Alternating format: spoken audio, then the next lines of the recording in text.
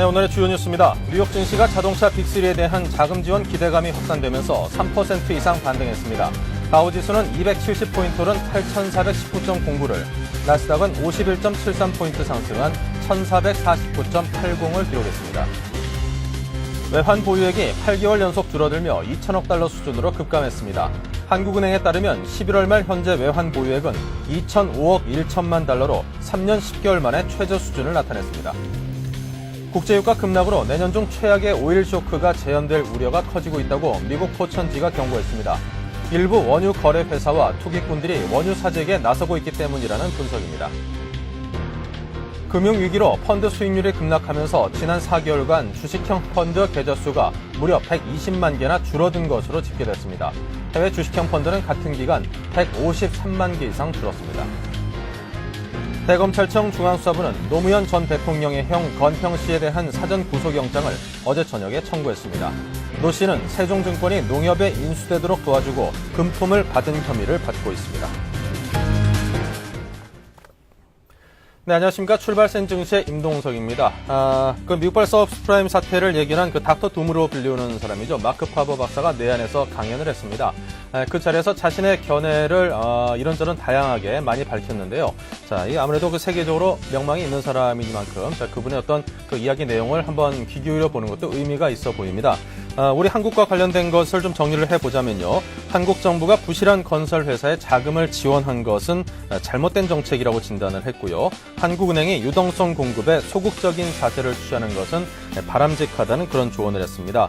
자, 그리고 지금 주식이 상당히 그 가격이 많이 떨어져 있는데, 하지만 주식 자산을 계속해서 보유하는 것에 대해서는 상당히 큰 우려를 표명했습니다. 일부라도 현금화하는 것에 대해서 반대하지 않는다라는 그런 의견을 밝혔고요.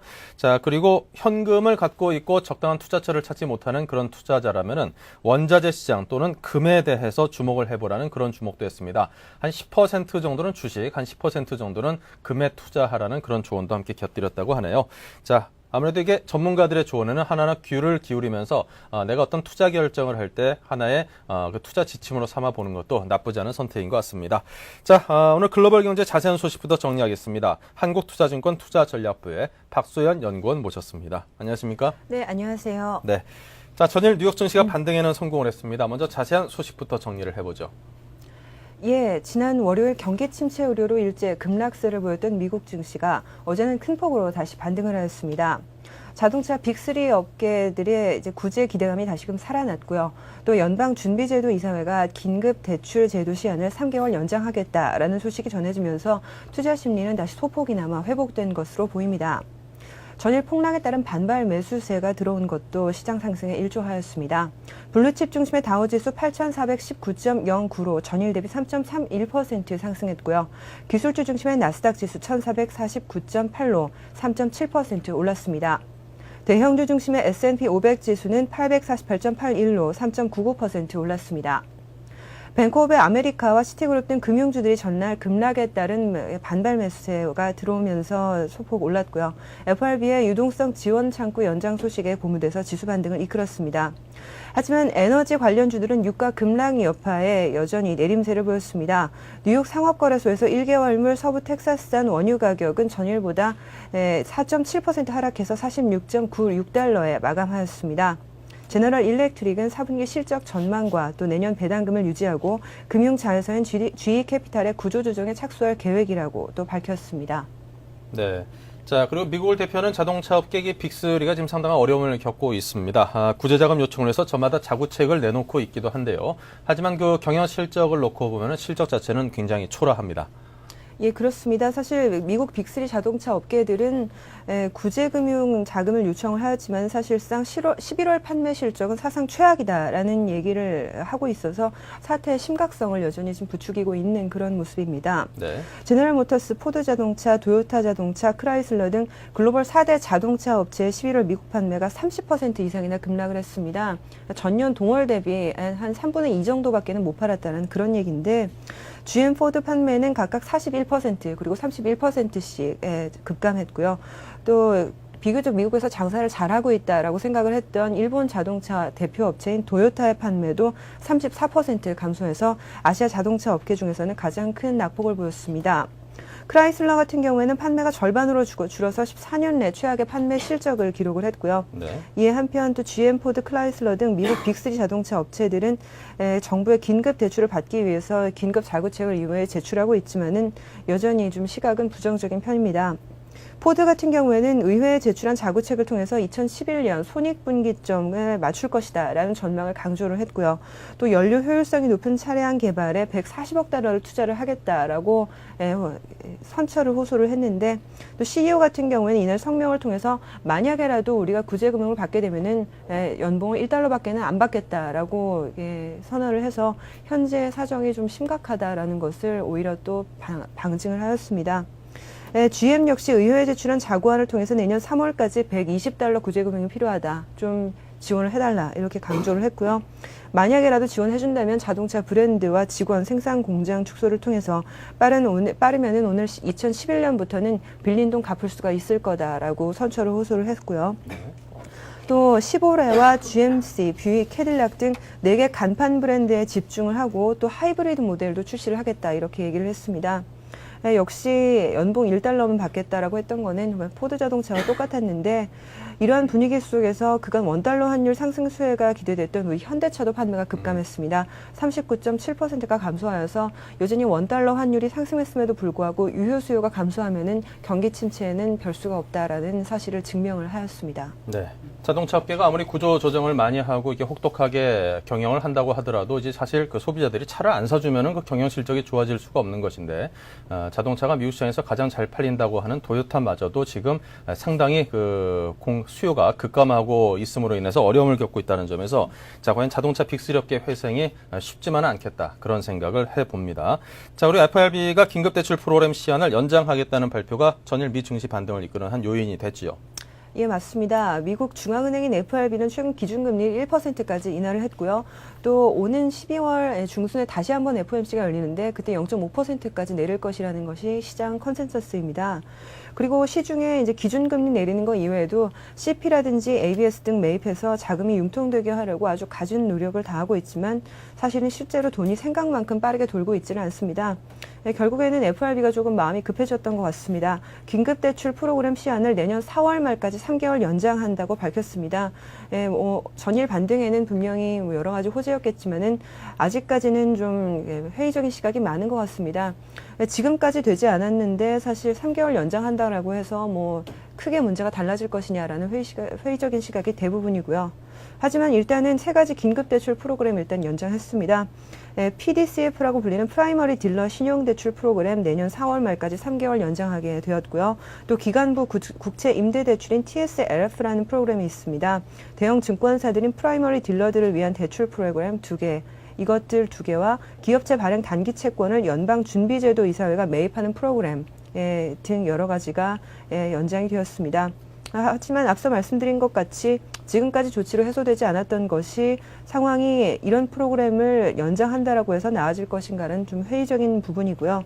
게다가 전일 증시는 좀 올랐지만은 앞서 말씀드린 것처럼 국제유가는 또다시 급락을 했습니다. 따라서 수요 회복에 대한 바로미터라고 여겨졌던 유가가 급락을 한 것은 결국에는 경기 침체라는 요소를 꺾을 수는 없는 거 아니냐라는 지금 시각이 대두를 하고 있는 상황입니다. 네.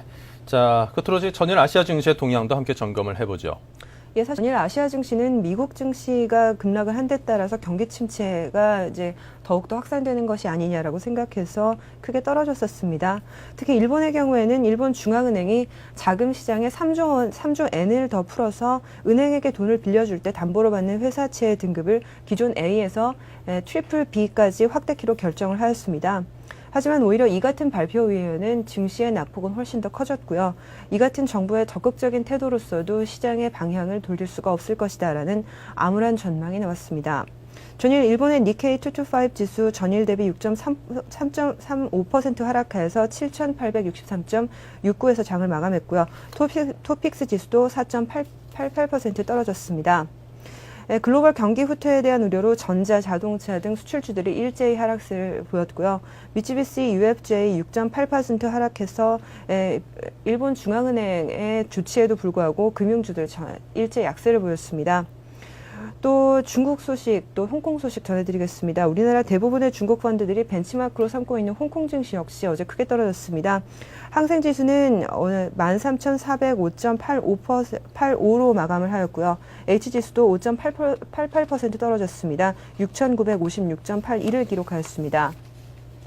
또한 선진국, 특히 미국의 주요 유효 수요를 담당하고 있는 IT 중심의 대만 증시도 어제 크게 떨어졌습니다. 3.5% 떨어졌고요. 하지만 중국 본토 증시는 올랐습니다. 철도 건설로 대규모 경기 부양에 들어간 것으로 알려진 가운데 비교적 선전하였습니다. 네. 이상입니다. 자, 이렇게 해서 아시아 증시의 동향까지 전 세계 글로벌 경제 상황을 상세하게 정리를 해봤습니다. 지금까지 한국투자증권 투자전략부의 박소연 연구원의 도움 말씀이었습니다. 고맙습니다. 네, 감사합니다.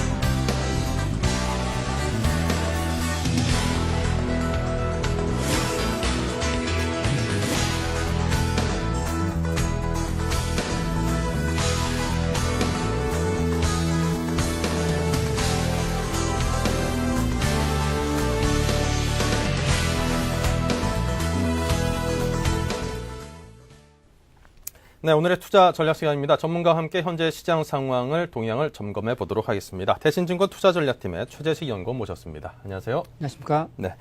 자, 먼저 전일 우리장 주요 지표와 그리고 투자 주체별 매매 동향을 정리해 보죠. 예. 전일 코스피 같은 경우는 35.42% 하락해가지고 1023.20%를 기록했습니다. 코스닥은 8.62% 하락해서 299.58%를 기록했습니다. 투자 주체별 매매 동향을 보면은 개인은 623억 원을 순매수를 했고요. 기관은 610억 원을 순매도를 했습니다. 그리고 외국인은 90억 원을 순매도를 했습니다. 네.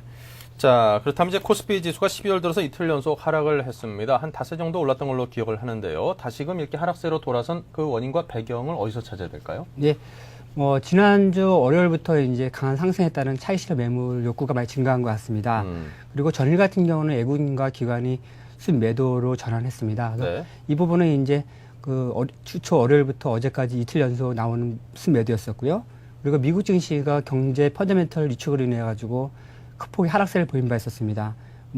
전미 경제 연구소 같은 경우는 2008년 초부터 이제 경기 침체에 진입을 했다. 그래서 그런 측면이 시장에 많은 영향을 주었고요. 그리고 ISM 제조업 지수가 26년 만에 최저치를 기록한 점도 심리의 위축을 가져온 것 같습니다. 그리고 주변 아시아 증시 같은 경우에도 대체적으로 하락에서 벗어나지 못한 채 장을 마감한 것도 영향을 준 것 같습니다. 네. 자, 전일 코스피가 5일선을 하향을 했습니다. 자, 이 부분에 대해서 또 차트를 중요시 여기는 분들께서는 큰 의미를 부여하는 분들도 계시던데요. 자, 어떻게 전망을 하시는지요? 예. 일단은 워낙 많이 올라서 이제 단기적으로 5일선을 예풍에 의해서 하향 돌파를 했는데요. 일단은 경제 펀더멘탈 부분은 불확실성이 단기간 해소될 악재는 아닙니다. 이번 주에도 미국 고용지표 같은 경우는 상대적으로 부진할 것으로 예상이 되고 있습니다. 네. 근데 이 부분에서는 앞서서 말씀드렸지만 단기적으로 예상된 악재라고 볼 수 있고요. 향후에는 이제 미국에서 재차 금융주 관련해서 불확실성이 발생하지 않는다라면은 저가 매수 관점에서 볼 필요가 있겠습니다. 그러니까 지금 그 시장이 한 이틀째 하락한 원인은 사실 그 앞으로 시장 전체의 추세 자체는 상당히 좀 좋지 않을 것이다라고 보고 단기적으로 상승을 했기 때문에 그냥 요만큼 지금 오른 거라도 얼른 그 이익을 치면서 돈을 좀 챙기고 보자, 현금을 확보하고 보자라는 그런 투자자들의 심리가 조금 녹아있는 그런 선택이 아닌가 싶습니다. 자, 그럼 이제 전일 급락에도 불구하고 금융주는 상대적으로 양호했다고 합니다. 금융주가 이렇게 선전한 이유는 뭘까요? 네. 전일 같은 경우는 이제 보험주, 증권주, 은행주 전반적으로 시장 대비 양호했습니다. 보험주 같은 경우는 경기 둔화, 금리, 환율 이러한 거시 경제 지표에 대해서 상대적으로 타 업종 대비 덜 민감한 업종이라 할 수 있겠는데요. 보험 업종 같은 경우는 안정된 보험 영업이익뿐만 아니라 정기보험의 장기 성장성 그리고 운용 자산의 증가에 따른 이자 수익 증가 이런 부분에서의 이제 그 상승 요인으로 작용한 것 같습니다. 증권주 같은 경우는 지난 11월 들어부터 개인들 매매 증가하고 있는데요. 그 부분이 위탁 매매 비중이 큰 국내 증권사 쪽에서 많이 좀 프리미엄을 받는 것 같습니다. 그리고 외국의 증권사 같은 경우에는 공매도 규제라든지 그리고 국내 시장에 적극적인 시장 참여를 하지 않다 보니까 시장 점유율이 많이 낮아지고 있습니다. 이런 부분도 국내 증권사의 어제 강세 요인에 작용한 것 같습니다. 그리고 은행주 같은 경우는 약간 차별화가 있었는데요. 하나은행이라든지 신한은행 그리고 신한금융지주 그리고 기업은행 이런 일부 은행 같은 경우 상승했었지만은 좀 부산은행이든 대구은행 같은 경우는 큰 폭의 하락세를 보였습니다. 전반적으로 부실자산 리스크가 잠재된 상태에서 개별적으로 종목마다 좀 차별화가 진행되는 것 같습니다. 향후에는 이제 보험업종하고 증권업종에서 좀 상대적으로 더 관심 있게 볼 필요가 있겠습니다. 보험업종 같은 경우에는 앞서도 말씀드렸지만은 내년에 경기 하강이 급속도로 진행될 것인데요. 네. 다른 산업에 대비해서 덜 민감하다는 것에는 좀 긍정적으로 볼 수 있겠습니다. 그리고 증권주 같은 경우는 수급이 개선하고 그리고 지금 위탁 시장의 시장 점유율 증가한 측면이 좀 긍정적으로 볼 수 있겠는데요. 그런 측면에서 12월을 짧게 본 측면에서는 긍정적으로 볼 수 있겠고요. 은행 업종 같은 경우는 좀 차별하게 볼 필요가 있겠습니다. 네. 자, 그렇다면 이제 오늘 장에 대응하는 전략이 중요할 텐데요. 자, 오늘의 투자 전략을 조언해 주십시오. 예. 오늘 같은 경우는 이제 어저께 이제 5일선을 하향 돌파를 했는데 어제는 이제 그래도 양봉으로 마감을 했었습니다. 그래서 오늘 같은 경우가 이제 주요 전략 포인트 같은 경우는 원달러 환율이 어제 다시 상승했는데 그 부분의 재상승 여부가 중요하고요. 그리고 증권업종이 이제 코스피 대비 상대적으로 강세를 보이는지 이 부분이 중요할 것 같습니다. 월요일부터 지금 증권업종이 강세를 보이고 있는데 네. 연속적으로 강세를 보이는지 중요하고요. 그리고 5일선 하향한 코스피가 1000선을 지키는지 오늘 같은 경우는 미국 증시가 좀 상승을 해가지고 1000선 이상에서의 좀 반등이 있지 않을까 생각이 듭니다. 그리고 전일에 외국인들이 소폭 순매도를 전환했는데 최근에 외국인들은 한 3, 4일 정도 순매수를 확대했었습니다. 그래서 순매수의 전환 여부도 중요할 것 같습니다. 네. 자, 그렇다면 이제 오늘은 금융주에 대한 좋은 말씀을 많이 해주시고 계시는데요. 자, 그럼 최재시 연구원께서는 이제 2008년 마지막 남은 한 달입니다. 이제 한 달의 올 한 해의 마무리가 굉장히 중요한데, 자, 12월 달 이 한 달간의 주식 동향을 어떻게 전망을 하고 계시는지 이제 한 해를 마감하는 그런 정리를 해주실 필요가 있을 것 같습니다. 예. 12월 같은 경우는 이제 단기 반등이 가능한 국민이라고 예상하고 있습니다. 경제 펀더멘털이라든지 기업 실적 둔화는 계속될 악재로 부각될 것이지만은 12월 달에도 이 부분이 단기에 해결될 악재라고 보지는 않습니다. 하지만은 그래도 12월은 반등의 가능성을 보는 근거가 있습니다. 12월 달에 이제 9월 달, 10월 달, 11월 달처럼 미국의 금융 불확실성이 발생하지 않는다라면은 상승의 가능성이 있다고 보는데요. 첫 번째 근거로는 차트를 통해서 살펴보도록 하겠습니다. 먼저 워낙 지금 2008년도에 6월 달부터 지금 11월 달까지 장기가 음봉을 만들었습니다. 그 국면을 삼켜 본다면은 지금 53% 정도 고점 대비 하락을 했었는데요. 네. 지금 과거에 이제 그러한 국면과 비교를 해보겠습니다. 본다면은 이 국면이 지금 57% 정도 하락을 했는데요. 네. 이 당시에는 최고점이 한 799포인트를 기록했었고요. 이 당시 같은 경우에는 339포인트를 기록했습니다. 이 고저점 대비해서 58% 하락을 했었습니다. 그리고 이 당시 같은 경우에는 최고가 591포인트였었고요. 최저가 277포인트였습니다. 이 당시에도 고점점 대비 53% 정도 하락했습니다. 이 시간대 같은 경우는 863포인트에서 483포인트까지 하락했었습니다. 이 당시에는 한 44% 정도 고점 대비 하락을 했었습니다. 이번에도 2008년에도 54% 정도 하락을 했던 걸 감안했을 때 상대적으로 12월 달 같은 경우는 많이 하락해서 기술적 반등이 가능한 국면을 볼 수 있겠습니다. 네. 자, 12월 달에는 그래도 그동안 상당히 하락폭이 컸으니만큼 이제 반등할 수 있는 여지가 있다. 그렇게 전망을 해 주셨습니다. 하지만 또 그게 그 반등세가 계속 내년 이후로까지 계속 꾸준한 상승 추세로 접어들 것이다라고 전망을 하는 거는 또 아닐 것 같은데. 네, 그렇습니다. 일단은 뭐 그 반등의 근거 자체가 이제 그 많이 빠졌기 때문에 가격 논리 측면에서 반등이 얘기하는 것이고요. 네. 뭐 경제 펀더멘털이라든지 기업 실적 둔화 뭐 이런 측면에서는 아직 계속될 악재이기 때문에 뭐 반등의 연속성을 담보하지는 않을 것입니다. 그래서 뭐 뿐만 아니라 뭐 기술적 그 낙폭 수준 이외에도 뭐 그 달러 기준에서도 코스피 하락률이 글로벌 증시 대비 상대적으로 낙폭이 가장 큽니다. 그래서 예를 들어서 5월달 고점 대비 11월달까지 보면은 한 74% 정도 하락한 것입니다. 그래서 달러 대비 원화 가치가 많이 이제 절하가 됐기 때문에 그런 것이죠. 뭐 그리고 이제 그 1997년과도 비교할 때 그 시간적으로도 영업일수로 비교한다면은 반등 타이밍이 될 수 있는 국면이 될 수 있겠습니다. 네. 이 주식시장에는 아무래도 이게 돈이 꾸준히 들어와 줘야지 이게 수요가 생겨야지 주식시장이 오르는 것인데 이제 내년부터는 아무래도 이제 경제 전반적으로 구조 조정이 심하게 이루어지면서 아무래도 많은 사람들이 일자리도 잃게 되고 수입도 줄어들게 되고 그럴 텐데 자, 주식 투자할 수 있는 여유 자금이 줄어든다는 점이 과연 우리 주식시장의 어떤 그 대세적인 상승세를 논하기에는 아직까지 좀 이르지 않은가 하는 생각을 하는 그 논거로 좀 작용을 하는 것 같습니다. 자, 그렇다면 12월 달 들어서 투자 유망 스타일을 짚어 주신다면요. 예. 뭐 12월 달 같은 경우에는 이제 앞서도 말씀드렸던 그 뭐 인디케이터부터 말씀드리겠습니다. 네. 뭐 12월 달에는 증권업종 지수가 이제 단기 골든 크로스를 발생했는데 이 부분이 좀 중요할 것 같습니다. 네. 뭐 증권업종 같은 경우에는 투자자들의 위험 선호도를 간접적으로 반영하고 있기 때문에 네. 증권업종 지수가 강세를 보인다면은 전반적인 시장 자체도 나쁘진 않습니다. 그리고 외적으로는 미국 자동차 구제안의 통과에 주목할 필요가 있는데요. 네. 만약에 미국 자동차 구제안이 통과가 되지 않는다면은 그 자동차 관련된 뭐 은행 채무라든지 회사채 그 불이행이라든지 이런 부분에서의 이제 금융권의 그 불확실성이 커질 수가 있겠습니다. 그렇기 때문에 반드시 그 12월 달에 자동차 구제안 통과가 필요합니다. 그래서 그러한 통과를 감안해서 이제 12월 달을 단기 반등이 가능한 국면이라 보는 것이고요.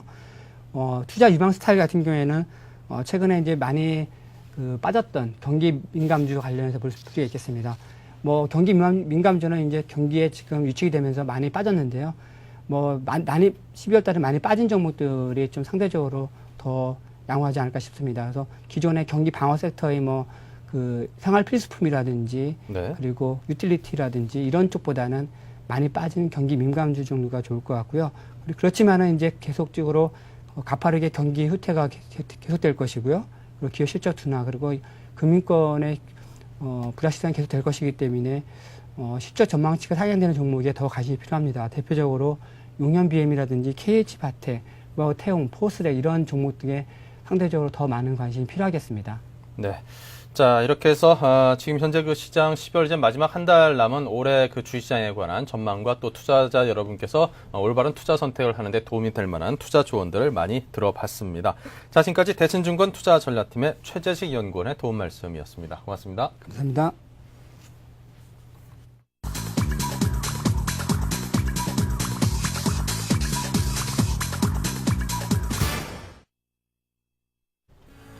네, 지금 시간이 8시 57분 20초를 향해서 가고 있습니다. 이제 장이 시작되기 한 2, 3분여가 남았는데요. 자, 요즘 이틀째 그 하락세를 보인 우리 주시장. 오늘은 과연 반등에 성공해 줄 수 있는지 전일 뉴욕 시장에 그래도 좀 반등에 성공했다는 모습 소식을 기대를 해보면서 한번 살펴보도록 하겠습니다. 자, 지금 이 시각 현재 동시효과 상황. 먼저 코스피 쪽인데요.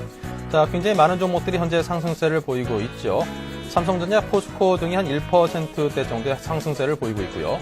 한국전력 2.38, 신한지주 플러스 3.33, 현대중공업 플러스 2.72, KB금융이 플러스 3.57%의 상승세를 보이고 있습니다. 자, 그 밖에도 LG패션, 금호산업, LG생명과학 등등 상당히 많은 종목들이 거의 모든 종목들이 적게는 1%, 크게는 한 3%대 정도의 상승폭을 보이고 있고요. 금호석유 같은 경우에 4.21%, SK케미칼 역시 4.26%로 정유 화학 관련주들의 상승세가 상대적으로 눈에 띄는 그런 움직임을 보이고 있습니다. 자, 그 밖에 뭐 빙그레라든가 롯데그룹 관련주들, 자, 음식료 중들 등도 소폭의 하락세를 보이고 있긴 합니다만 그럼에도 불구하고 그 하락세는 그냥 약보합세다. 한 이 정도로 정리를 해볼 수 있겠고요. 오늘 전반적으로 거의 모든 업종과 종목들에 걸쳐서 상승세가 예상이 된다. 처음 출발 상황에서는 상승폭이 크지는 않겠지만 그래도 상승세로 출발을 하겠다라는 예상을 가능하게 합니다. 자, 코스닥 쪽으로 가보겠습니다. 자, SK 브로드밴드가 플러스 2.16이고요. 태웅과 메가스터디 역시 3%대, 키움증권, 코미팜, 서울반도체도 3%의 상승세를 보이고 있습니다. 성광밴드와 CJ 홈쇼핑이 나란히 4%대 상승세를 보이고 있고요. 평산이 플러스 5.20, 그리고 청담러닝이 플러스 4.14, SSCP가 플러스 3.51, 특수건설과 용현BM 등이 5%에서 6%의 상승세입니다. DMS가 오늘 상승폭이 크네요. 7.64%가 상승을 하고 있고요. 자, 하락하고 있는 종목들은 찾을 수 없으며 동서가 현재 보합, 그리고 게임하이도 역시 현재 보합세로 출발을 할 것으로 보여집니다. 매일력 같은 경우에 현재 150원이 상승한 플러스 1.94%의 상승세를 보이고 있고요. 자, 포스데이터라든가 GS홈쇼핑, CJ 홈쇼핑 등등 대기업 계열사들로서 홈쇼핑 업종이라든가 아니면은 여러 가지 사업을 영위하고 있는 기업들도 오늘 탄탄한 상승세로 출발을 할 것을 보여주고 있습니다. 코스피 시장과 코스닥 양시장 모두 오늘 전반적으로 한 2%대가 살짝 넘는 그런 폭의 상승세로 장을 출발을 할 것 같습니다. 양시장의 출발 상황 모습 나쁘지 않을 것 같네요. 동시효과 상황이었습니다.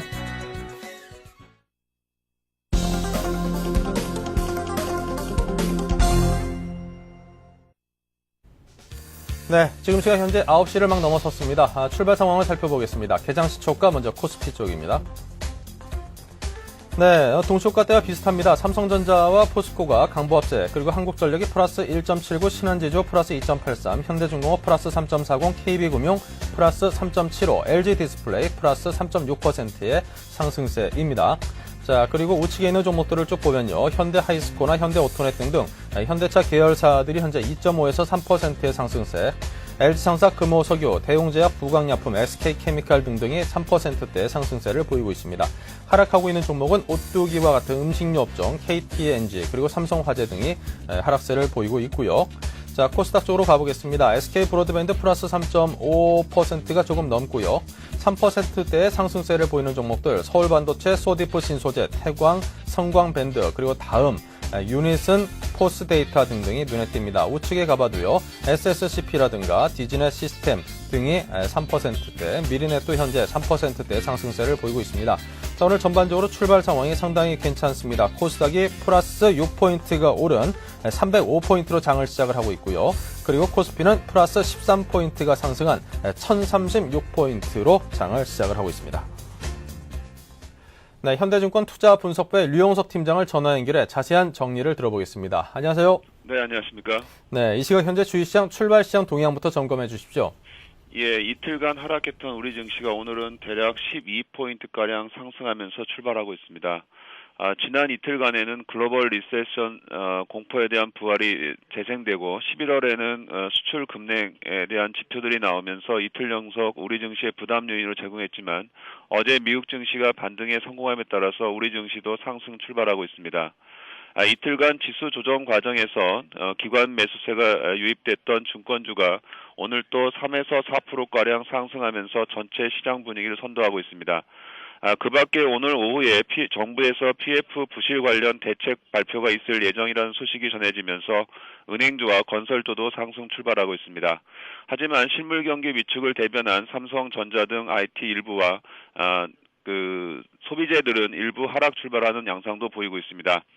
전일 미국 증시는 GM 등 자동차 업체가 자구 노력안을 제출했다는 소식이 있었고 직전일에 8%가량 지수가 폭락하는 가운데 대략 장 후반부에 3에서 4%가량은 엔화 강세에 따른 엔처리 청산과 무관하지 않았던 만큼 전일 미국 증시의 상승분 역시도 이에 대한 보상 차원일 가능성은 있지만 대체적인 미국 증시 분위기는 이전과 비교해서 저점 인식에 따른 저가 유입이라는 판단도 높아 우리 증시의 반등에 기여할 것으로 예상을 하고 있습니다.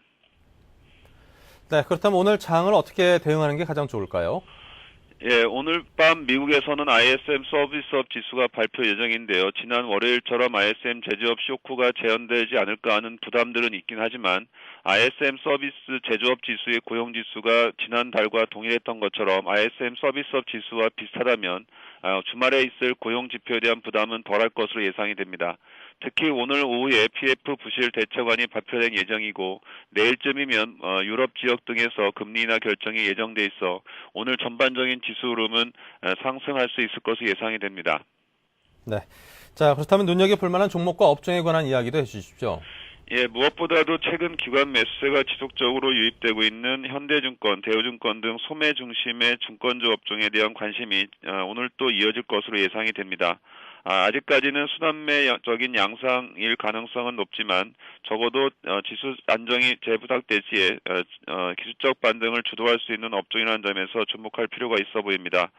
채권 평가 손실이 점진적으로 축소될 가능성이 높고요. 과도하게 우려됐던 건전성 우려가 일부 해소된다면 증권업종의 밸류에이션 매력이 부각될 가능성이 높습니다. 특히 2000년 중반 이후에 지속적인 수수료 인하 경쟁에도 불구하고 증권 업종의 경우는 개인 매매의 추이와 함께 상승세를 보였다는 점에서 최근 증가된 개인 매매의 추이와 증권업종의 괴리가 상당히 존재하고 있어 증권업종의 추가적인 상승이 예상됩니다. 또한 종목에서는 최근 원양 업종에 대한 관심이 조금씩 부각되는데요. 이런 종목으로는 동원산업을 들 수 있습니다. 전체적으로는 신규 어획 통제로 인해서 전 세계 참치 어획량들은 현재 수준에 유지될 것으로 보이는데 반해서 어획량의 통제로 점차 공급자 위의 시장이 전개가 예상됩니다. 특히 러시아, 남미, 중동 등 동유럽 등이 1인당 GDP가 2,000달러를 돌파하면서 참치캔 수요 발생이 증가할 예상이 돼 있어 원양 사업의 전망은 밝다고 하겠습니다. 네. 자, 이렇게 해서 눈여겨볼 만한 종목과 업종에 관한 이야기까지 조언을 들어봤습니다. 자, 지금까지 현대증권 투자분석부의 류용석 팀장이었습니다. 고맙습니다. 네, 감사합니다.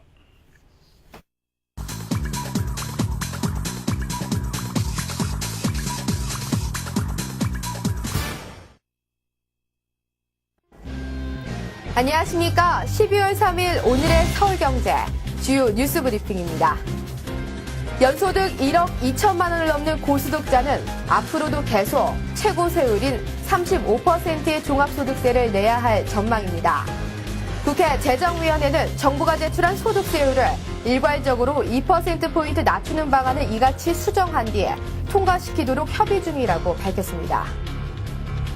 중소기업의 자금난이 계속되자 은행권이 대출의 일정 비율을 중소기업에 할애하는 중기 전용 대출 쿼터제가 도입돼야 한다는 지적이 나오고 있습니다. 업계는 관치금융의 부작용을 감수하더라도 정부의 강력한 개입이 필요하다는 입장이지만 정부는 부정적인 반응입니다. 이명박 대통령이 각 부처 산하의 공기업 구조조정 실적을 연내 보고하라고 지시했습니다. 이 대통령이 인력의 15%를 감축한 한국농촌공사를 모범 답안으로 제시함에 따라 올 연말 공기업의 조직 개편과 인력 감축 작업은 더욱 속도를 낼 전망입니다. 부실기업이 늘고 있지만 정작 이들을 살릴 기업 구조조정 자금은 마르고 있습니다. 우량기업에 투자하는 사모펀드로만 돈이 몰릴 뿐 부실기업을 살려 고수익을 얻는 기업 구조조정 전문회사는 투자가 줄어든 겁니다. 기업 구조조정 전문회사를 활성화해야 한다는 주장이 설득력을 얻고 있습니다. 미국과 중국이 경제 관련 회담을 앞두면 위안화 절상 압력이 높아지는 이른바 콜슨 효과가 사라졌습니다.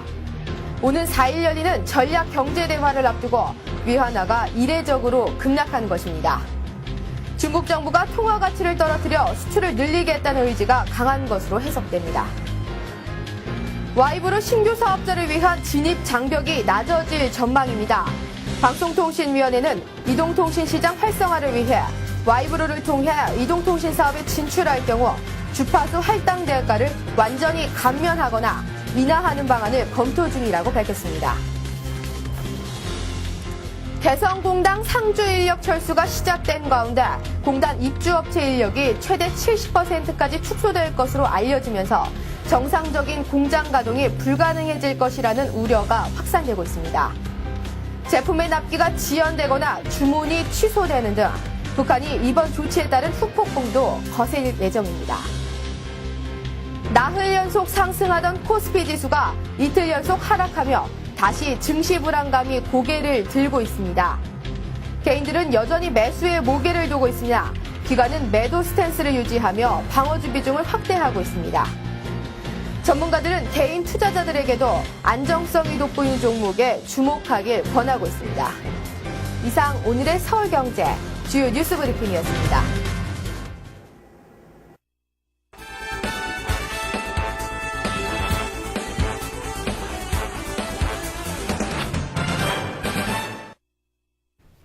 네, 뉴스 따라잡기 시간입니다. 서울경제신문 이상훈 기자 모시고 이야기 나누겠습니다. 안녕하세요. 안녕하십니까.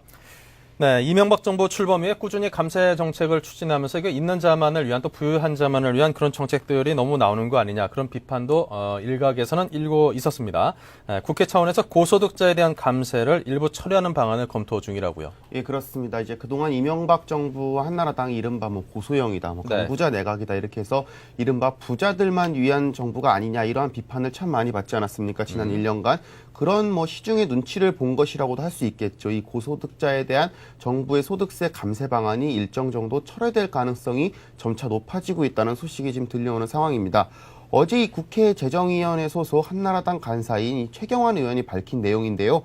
연소득 1억 2천만 원이 넘는 고소득자에 대해서는 이 종전처럼 최고세율 즉 35%를 적용할 방침을 정부와 지금 협의 중인 것으로 알려졌습니다. 네. 이 표를 보면서 좀 자세히 말씀을 드리겠는데요. 현재 지금 정부는 이 소득에 따라서 총 4개 구간으로 나눠서 적게는 8%, 많게는 특히 이제 연소득 8,800만 원 이상의 이 소득자에 대해서는 35%의 높은 세금을 거두고 있습니다. 정부가 이제 이를 개정을 해서요. 8,800만 원 초과하는 그 고소득자에 대해서는 33%의 세율을 인하하는 방향을 지금 정부에 제출한 상황입니다. 만약 그러나 이제 국회에서는 이렇게 하지 않고요. 8천만 원 이하는 24%하고 대신에 1억 2천만 원이라는 구간을 새로 신설을 해서 1억 2천만 원 이하로 버는 사람들에게만 33%를 매기고 1억 2천만 원을 넘긴 사람에게는 종전처럼 35%를 매기는 방안을 현재로서는 지금 국회가 생각을 하고 있는 것이라고 볼 수 있겠습니다. 만약에 이제 국회가 처리하는 대로 된다면은요. 연소득 한 8,800만 원에서 1억 2천만 원에 해당하는 사람들만 33%의 세율을 적용받고요. 1억 2천만 원이 넘는 사람들은 세금이 깎이는 거 없이 종전처럼 그대로 낼 거 다 내야 된다. 이렇게 말씀드릴 수 있을 겁니다. 네. 그동안 한나라당은 법인세나 종부세, 상속세 등 상당히 많은 그 세금 전반에 대해서 감세를 추진해 왔습니다. 자, 이번에 세율 축소를 처리한 소득세의 경우 그 규모를 감안해 볼 때 이 감세 철회가 상징적인 의미가 있을 듯도 싶은데요. 예, 그렇습니다. 자, 그렇다면 이런 안이 나오게 된 배경에 대해서 짚어볼 필요가 있겠죠. 예, 뭐 이번 안은요 좀 크게 보면은 이 소득세 완화 대상에서 좀 아주 큰 부자들은 빼겠다 이런 뜻으로 해석을 해볼 수 있을 겁니다. 네. 대신에 중산층까지는 최대한 세 경감 대상에 포함시켜서 경기 진작 효과까지도 극대화시키겠다 이러한 포석이 깔려 있다고 볼 수 있습니다. 또 하나 이제 한나라당은 애초 이제 소득세는 물론이고요, 이 법인세와 종합부동산세, 종부세 그리고 또 상속증여세 등에 대해서 포괄적인 감세를 지금까지 추진해온 바가 있습니다. 이 중에 이제 소득세는 그 규모만 약 한 285조 원에 달하고요. 이 규모면은 상당히 압도적이라고 볼 수 있습니다. 따라서 이번 감세 축소는 단순히 한 가지 세목에 대한 감세 범위 축소가 아니라 좀 세금 전반적인 데에 대한 좀 상징적인 의미를 저희가 둘 수 있을 겁니다. 또 하나는 이제 일각에서는 한나라당이 민주당과 협상을 하기 위해서 이른바 좀 빅딜 카드로 준비하는 게 아니냐 이러한 시각도 현재 있습니다. 민주당이 이제 제출한 그 법안에 따르면은요, 연소득 4,600만 원 이하에 대해서만 세득을 내리고 나머지 세금에 대해서는 그대로 둬야 된다. 이른바 좀 웬만큼 중산층까지도 세금을 종전처럼 그대로 감세하지 않고 내야 된다. 이런 입장을 지금 주장을 하는 바가 있습니다. 네. 또 하나는 민주당이 지금 중요하게 내세우는 것 중에 하나가 부가세율을 이제 간접세겠죠. 이거를 10%에서 7%까지 인하하는 방안을 추진하고 있고요. 또 하나는 자영업자들의 세액공제를 확대하는 방안을 지금 민주당에서는 주장을 하고 있는 바가 있습니다. 좀 한나라당과 굉장히 많은 부분 좀 동떨어진 부분이라고 할 수 있겠습니다. 이래서 한나라당은 이 중에서 세액공제를 수용하는 대신에 이번에 나오는 이 소득세 감세안에 대해서는 좀 어느 정도 절충하려는 좀 포석을 깔기 위해 했다는 게 전문가들의 또 분석이기도 합니다. 네. 자, 그리고 현재 시중 그 경제 현장에서 돈맥경화 현상이 그 상당히 심화된다고 합니다. 이 사실 시장 자체에 돈은 계속해서 풀리고 있는데 이게 돌지 않아서 문제인 거죠. 사실 이게 언젠가는 이게 돈이 이렇게 많이 쌓이다 보면은 엄청난 또 인플레이션이 나오지 않을까라는 그런 우려도 들고 있는데요. 네. 자, 어쨌거나 지금 현재는 돈을 구하지 못해서 특히나 이제 중소기업들의 어려움이 상당히 크다고 합니다. 강제로라도 일정 비율을 중소기업에게 은행의 대출 중에 할당해야 한다는 그런 주장도 있던데요. 예, 그렇습니다. 뭐 방금 전에 인플레이션 말씀을 하셨지만은 인플레이션도 돈이 돌아야지 인플레이션이 돌지 지금 상황에서는 돈이 풀려도 돈이 한 군데 묶여 있기 때문에 인플레이션이 날래야 날 수가 없는 좀 어떻게 보면은 좋은 상황이라고 보기에는 너무 또 암울한 뭐 이렇게 좀 복합적으로 좀 겹친 상황이 아닐 수가 없습니다. 이 시중에 돈이 돌지 않는 것은 어제 오늘의 일이 아니죠. 이 대통령이 직접 나서서 은행들이 좀 각성해야 된다고까지 말을 했는데도 불구하고 현장에서는 전혀 먹혀 들어가지가 않고 있다는 데 대해서 문제의 심각성을 저희가 좀 생각해보지 않을 수 없습니다. 이 때문에요. 일각에서는 이 은행권이 대출의 일정 비율을 중소기업에 직접 할애하는 이른바 중소기업 전용 대출 쿼터를 도입해야 된다는 목소리가 점차 커지고 있습니다. 이 정부의 중소기업 지원이 제대로 효과를 거두려면은요, 이 전체 기업 대출 중에 일정 비율을나 금액을 중소기업에 강제적으로라도 좀 배정해야 한다는 이러한 뜻으로 해석을 해볼 수 있겠죠. 이 같은 주장이 이제 좀 먼저 나온 게 정부가 아니라 민간에서 먼저 나오기 시작을 했습니다. 최근에 이제 삼성증권에서 증시안정 보고서를 밝혔는데 여기에 따르면은 이 신용경색 형상을 해소를 하려면은 시장에 강력히 개입을 해서 은행 대출 쿼터제 같은 것을 시행해야 된다고 주장을 한 바가 있습니다. 여기에 네. 또 현대경제연구소 같은 경우는 정부가 정책 방향을 명확히 정립한 다음에 적극적인 자금 집행을 주도해야 된다. 즉 자금의 쓰임새까지 일일이 좀 정해야 된다. 이렇게까지 지금 민간에서는 주장을 하고 있는 바가 있습니다. 이 시장의 수요에 따라서 대출을 제공하는 게 아니라요. 공급 금액을 맞춰놓고 거기에 수요를 좀 끼워 맞추는 형식이겠죠. 즉 정부가 은행 창구 지도를 통해서 일일이 중소기업 대출을 좀 결정해달라. 이렇게까지 지금 목소리를 높이고 있는 상황입니다. 뭐 어떻게 보면 굉장히 좀 과격한 방안이라고도 볼 수 있겠는데요. 지금 상황에서는 이렇게라도 하지 않으면 중소기업에 돌아가지 않으니까요. 즉 신용경색에서 가장 피해를 보는 게 중소기업인데 은행은 지금 대래 중소기업들로부터 자금 대출은커녕 빌린 돈 내놓으라고 지금 아우성을 치고 있는 상황 아니겠습니까? 이 말로 안 되면은 좀 강제적으로라도 추진해야 된다는 의견이 점차 힘을 받고 있는 그러한 상황입니다. 네, 이 중소기업들의 존립 자체가 좀 상당히 위협을 받고 있다고 합니다. 그런데 중소기업을 운영하는 분이나 거기서 일하는 분이 바로 우리들의 그 서민이라는 수요층이라는 점에서 소비자층을 좀 보호하기 위한 그런 어떤 조치들이 나와야 되지 않을까 싶은데요. 그렇습니다. 자, 그렇다면 도입 주장에 대한 그 타당성은 나름 이해가 갑니다. 그런데 과연 정부와 은행이 이에 동조를 할지, 특히나 은행이 이에 따를지 그게 좀 의문인데요. 뭐 일단 일선 현장 얘기부터 좀 들어볼까요? 일선 현장에서는 당연히 하루라도 빨리 이런 제도를 좀 시행해 달라 이렇게 주장을 하고 있는 상황이고 목소리가 점차 커지고 있습니다. 특히 이제 연말이 다가오지 않습니까? 연말이 다가오면은 자금 수요가 집중적으로 몰릴 수밖에 없게 되는데 네. 이러한 제도를 좀 시행하게 돼서 이 중소기업의 흑자 부도도 막고 또 경영 정상화를 꾀하겠다. 이러한 것을 위해서라도 이러한 좀 쿼터 제도는 필수적이다. 이러한 주장이 현재는 힘을 받고 있습니다. 지금 뭐 자금 사정이 얼마나 안 좋은지는 좀 표를 보면서 좀 설명을 드릴 수 있겠는데요.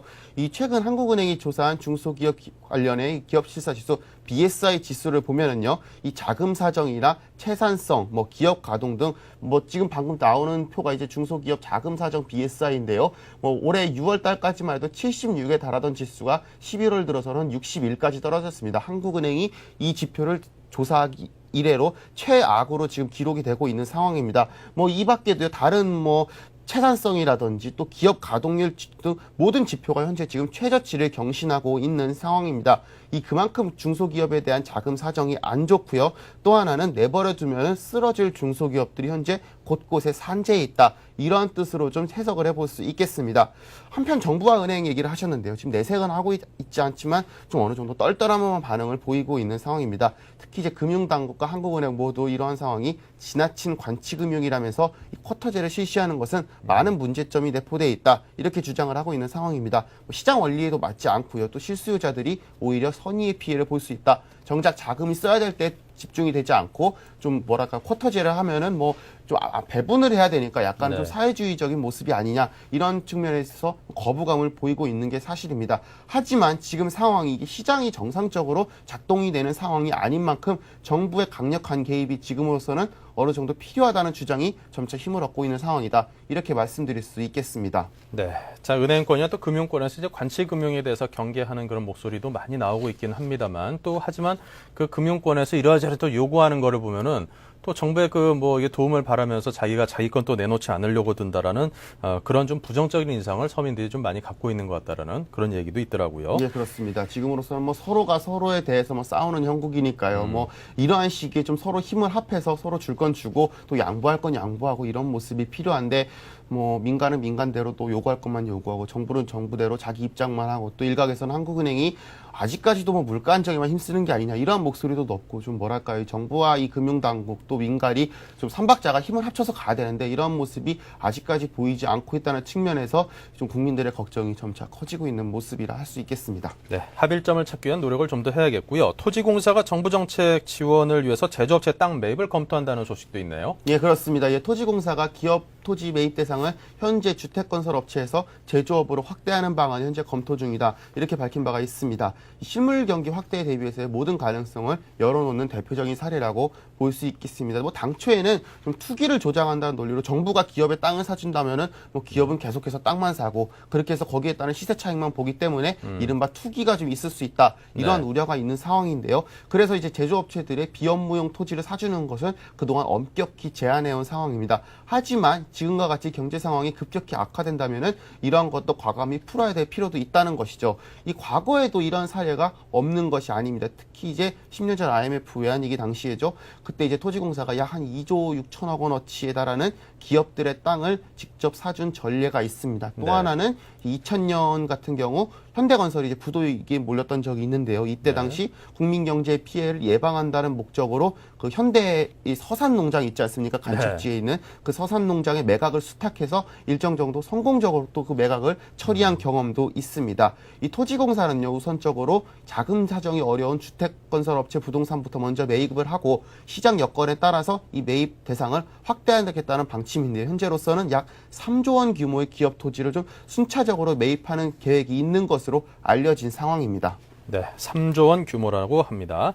자, 그리고 동국제강이 쌍용건설 인수를 포기했다는 소식도 들려오고 있습니다. M&A 시장이 갈수록 좀 위축되고 있는데, 자, 쌍용건설이 매각 작업이 참 쉽지 않네요. 예, 그렇습니다. 참 쌍용건설이 벌써 IMF가 터진 뒤로 쓰러져서 이게 지금 10년째, 물론 그 사이에 참 우여곡절도 있고요. 지금은 굉장히 우량 기업으로 거듭나가지고 이제 새로운 주인만 기다리고 있는 상황인데, 이 동국제강이 이제 우선 협상 대상자로 나섰었는데 사실상 쌍용건설 인수를 포기했다는 소식입니다. 이제 동국제강은 어제 이 경제 여건 악화를 이유로 최소한 1년간 인수를 유예해달라고 이 주인이 자산관리공사 요청을 했는데요. 이 자산관리공사 측은 1년씩이나 유예하는 것은 받아들일 수 없다면서 당분간 매각 작업은 보류시키고 새로 시작하겠다. 이러한 입장을 밝혔습니다. 가장 큰 이유는 아무래도 가격이 맞지 않았기 때문입니다. 이 당초 동국제강이 쌍용건설 인수의 우선협상 대상자로 선정될 당시만 해도요, 이 주당 3만 1,000원의 가격을 제시한 상황입니다. 근데 네. 뭐 최근에 증시가 폭락을 하면서 쌍용건설 주가가 6,000원대로까지 추락한 상황입니다. 이미 뭐 동국제강이 입찰 보증금을 231억 원이나 낸 상황이지만 이것을 떼이더라도 인수전에서 발을 빼는 게뭐 단기적으로는 200억 원 정도의 손해를 보겠지만 장기적으로는 수천억 원의 손해를 막을 수 있다. 이러한 좀 보관이 깔린 모양입니다. 결국은 이것 때문에 쌍용건설 매각은 당분간 표류할 가능성이 굉장히 높아진 상황입니다. 시장 상황이 나쁜 데다가 특히 이제 건설 경기가 굉장히 최악인 상황으로 치닫는 부분 아니겠습니까? 매각을 관리하는 캠코 측에서도요, 이 주가가 이렇게까지 안 좋은 상황에서 제값도 못 파고 팔 바에야 차라리 좀 어느 정도 기다렸다가 제값을 팔 만큼 시장 상황이 호전된 다음에 내놓는 게 오히려 낫다. 지금 뭐 또 쌍용건설이 굉장히 우량한 회사로 거듭났는데 급하게 매각할 이유도 없다는 게 또 하나 이제 주일인 자산관리공사의 보관이기도 합니다. 네, 동국제강 입장에서는 이제 231억 원 계약금을 떼더라도 4,620억 원이 투자되는 그 기업을 괜히 인수했다가 상당히 좀 많은 어려움을 겪을 것을 염려하는 것 같고요. 일부 주주 측에서는 그걸 인수할 경우에 뭐 소송도 불사하겠다라는 그런 의사도 전달을 했다고 합니다. 그렇습니다. 네, 그리고 1년 미만에 그 갚아야 될 단기 차입금 규모가 한 2조 원 정도가 동국제강이 있고요. 현재 브라질에서 고로 사업을 추진하는 한 2조 원 정도의 자금이 소요가 되기 때문에 아마 내부적으로도 자금을 운용하는 데 상당히 부담을 느낀 것이 이번 M&A가 깨진 그런 큰 원인으로 작용하고 있습니다. 자, 지금까지 뉴스 따라잡기 서울경제신문 이상훈 기자였습니다. 고맙습니다. 고맙습니다.